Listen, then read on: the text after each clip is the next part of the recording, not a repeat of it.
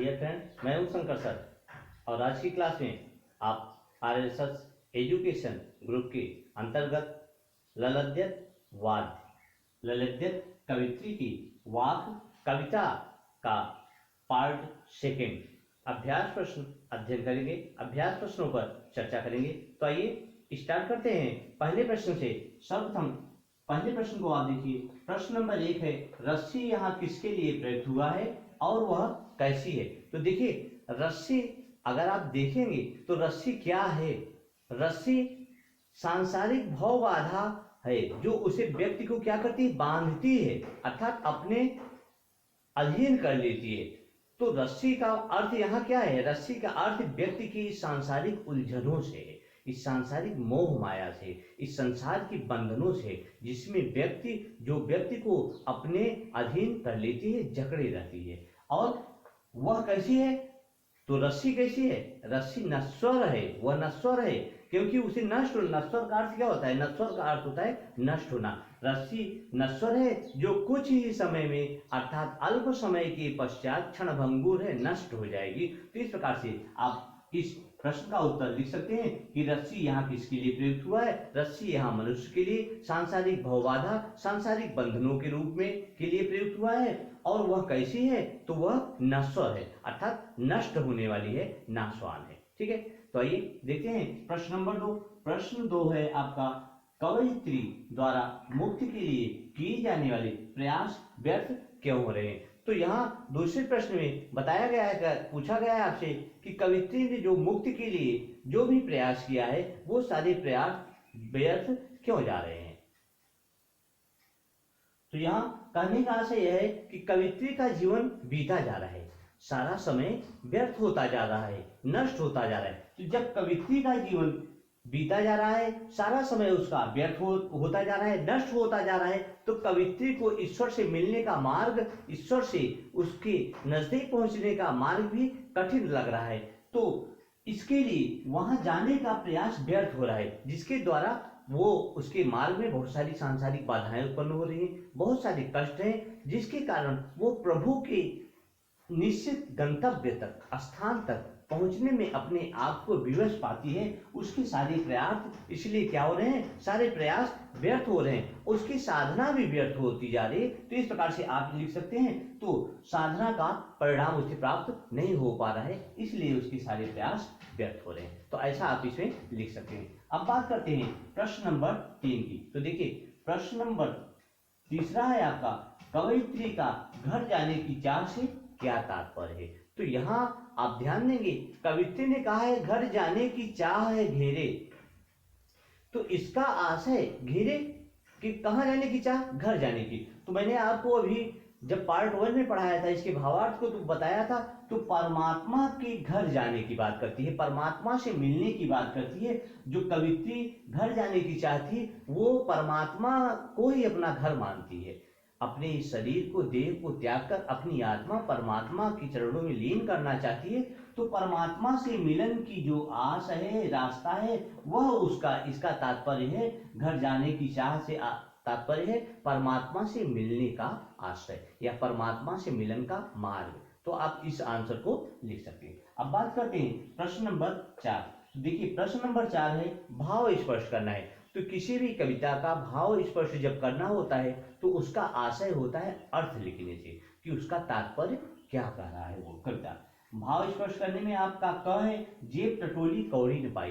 कवित्री ललित कहती हैं कि जब मुझे प्रभु ने, मेरे ईश्वर ने इस संसार के कष्टों से, भव बाधाओं से मुझे पार तो करा दिया, लेकिन जब मैं उस भव बाधाओं से पार कराने के बदले में उन्हें कुछ देना चाहती थी, ईश्वर को, अपने प्रभु को, तो जेब टटोली कौड़ी न पाई। मैं अपनी जेब को टटोलती हूँ और उसमें एक फूटी कौड़ी भी ईश्वर को देने के लिए नहीं मिलती है। अर्थात आशय यह है कि मैंने अपनी आत्मा में बहुत सारे विचार किए, लेकिन वे सारे विचार क्या होते हैं? व्यर्थ हो रहे हैं, असफल हो रहे हैं, क्योंकि मेरे मन में अब ईश्वर को देने के लिए कुछ बचा ही नहीं है, क्योंकि मैंने गलत मार्ग का अनुसरण कर लिया है। तो इसलिए कवित्री ये इसका भाव उत्पन्न हो रहा है। ठीक है, आइए देखते हैं चौथे का ख।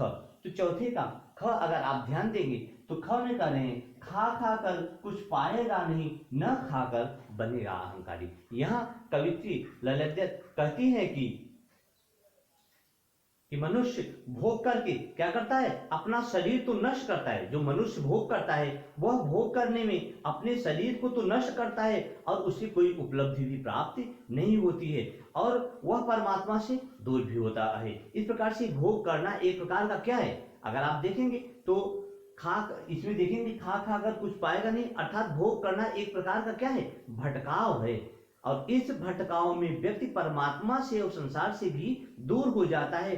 भोगों पर लात मारने वाला अर्थात वह त्यागी, वह तपस्वी, वह व्रती, वह महात्मा अहंकारी हो जाता है। ठीक है, और क्या करता है, वो स्वयं को ऊंचा श्रेष्ठ मानने लगता है, लेकिन वह आत्मज्ञान की पहचान उसे नहीं होती है और इस प्रकार से वह ईश्वर से भटक जाता है। तो इसका आशय आप यह लिख सकते हैं। और जहां जेब टटोली कौड़ी न पाई, पहली पंक्तियों का आशय आपने लिखा था कि यहाँ पर क्या है, व्यक्ति हठयोग के द्वारा ऐसा करता है, लेकिन यहाँ पर क्या है, यहाँ पर स्वयं व्यक्ति ऐसा अनुसरण क्या करता है, ज्ञान के भ्रम में, ज्ञान के भ्रम से दूर होकर। देखिए, ज्ञानी अगर है तो स्वयं को पहचान सकता है, लेकिन ज्ञानी न होकर अज्ञानी अगर है तो ऐसा कार्य करता है। अब बात करते हैं प्रश्न नंबर 5वें की। तो देखिए, प्रश्न नंबर आपका 5वां है, बंद द्वार की सांकल खोलने के लिए ललित ने क्या उपाय सुझाया है। तो बंद द्वार का मतलब है जो रास्ता, जो मार्ग बंद हो गया है। द्वार अर्थात रास्ता। तो ललित कवित्री ने बंद जो द्वार है, मार्ग है, उसके लिए क्या उपाय अपनाया है। तो उसके लिए उन्होंने कहा कि भोग और त्याग का मार्ग मत अपनाओ। भोग और त्याग का संतुलन बनाए रखो, अर्थात दोनों, ये मार्ग अपनाना नहीं है, भोग और त्याग का संतुलन बनाए रखना है। क्योंकि इससे क्या होता है, वह न तो भोगों में लिप्त रह सकता है व्यक्ति, न तो भोगों में लिप्त रहो और न अपने शरीर को तुम इतना सुखी बनाओ कि आप कोई भी कार्य ना कर सको, और बल्कि मध्यम इसके बीच का जो है नहीं, पिंगला नाड़ी मैंने आपको बताया था पार्ट 1 में, तो इसके बीच का मार्ग अपनाओ, इसके बीच का रास्ता अपनाओ। तो क्या होता है, तभी ईश्वर से मिलन हो सकता है, तभी प्रभु से मिलन हो सकता है, अर्थात आपका जीवन तभी धन्य होगा, साक्षात्कार होगा। तो इसीलिए